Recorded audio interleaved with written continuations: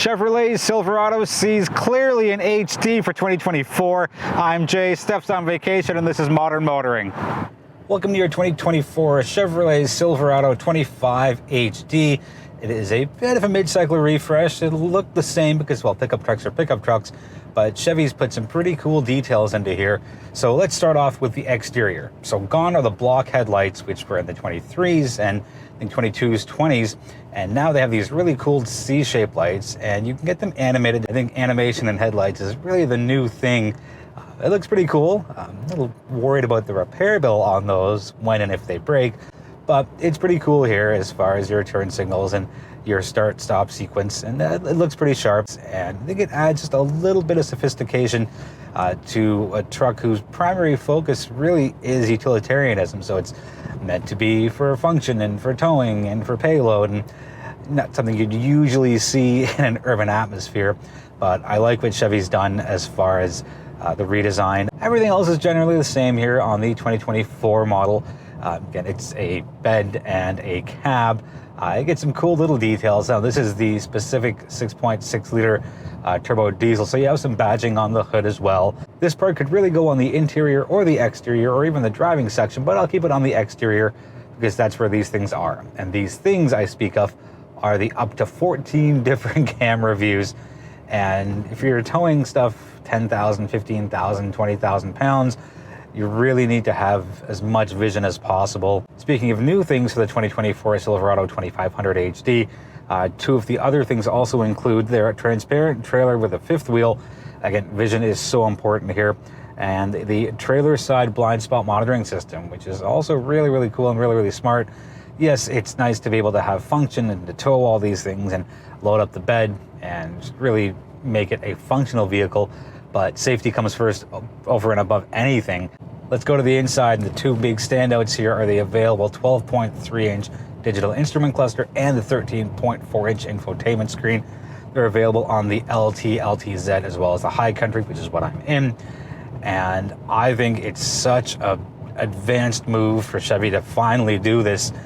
I think it was 4 small dials at the top plus 2 big ones in the 2023 as far as their instrument cluster went, and it didn't look bad, but it was really, really dated. And when a lot of other manufacturers, pickup trucks or otherwise, are going to fully digital screens, in some cases one big massive panel with 2 screens, it's nice to see that Chevy has added this updated and modern technology here. Over on the right side, we have the 13.4-inch infotainment system.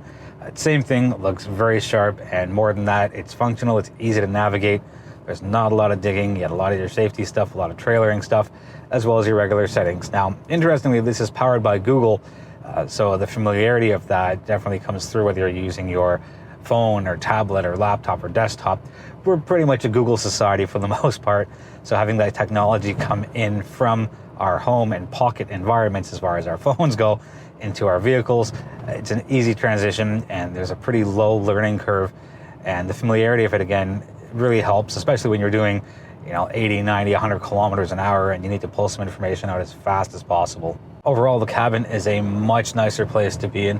There wasn't anything terribly wrong with the 23 model, but there's just so much right here with the 24 model. The seats are just so comfortable and very supportive. And yes, this is the High Country trim, which means it's the highest possible thing you can get, and there's all sorts of premium touch points and feel points and materials. It's just a premium place to be. And interestingly, Chevrolet Canada has said that the percentage of buyers in the Silverado lineup that opt for the High Country is an impressive 31%. And that's their leading segment as far as the Silverado goes. So knowing that people are willing to spend almost 6 figures, if not over 6 figures, because right now, as far as pricing goes, the 24 comes in at around $96,000 for the gasoline and about $107,000 for the diesel. We'll get into more of the pricing with the wrap-up, but as far as the cabin goes, it looks so sharp. I've got a couple of complaints. The way the gear selector is positioned and it's off the steering wheel stock, I can't see the volume knob, but I've got steering controls on the back of the steering wheel. Also known as volume controls on the back of the steering wheel. Wouldn't it be funny if I had steering controls only on the back of the wheel? I'm gonna keep that little flub in. And as well as the home button for the infotainment system is to the left of that volume button, which I can't see, but there's my hand. There's the top of the infotainment system. I can easily reach it. Lots of connectivity, lots of storage bins here, both in the front as well as the rear. So if you are towing this on a longer road trip or doing lots of drives with this, then know that connectivity is absolutely taken care of. This being the top trim High Country, you get the wireless charger, you get the heads-up display, you get your cooled seats, and just everything feels really, really good here. Under the hood, we see a little bump in horsepower and torque, specifically with the 6.6 liter turbo diesel, which is a V8. Right now, we get 470 horsepower and 975 pound-feet of torque, and that's an increase of 25 horsepower and 65 pound-feet over the outgoing 2023 model. I'd done a tour of the Oshawa assembly plant a few days ago, which is part and parcel as to why I have this vehicle, and we're one of the first ones in Canada to have the 24. And I'd asked them, I'm like, 975 torque, why can't you just find 25 extra and just make it an even 1,000? And their response was, it's not that kind of a contest for them, right?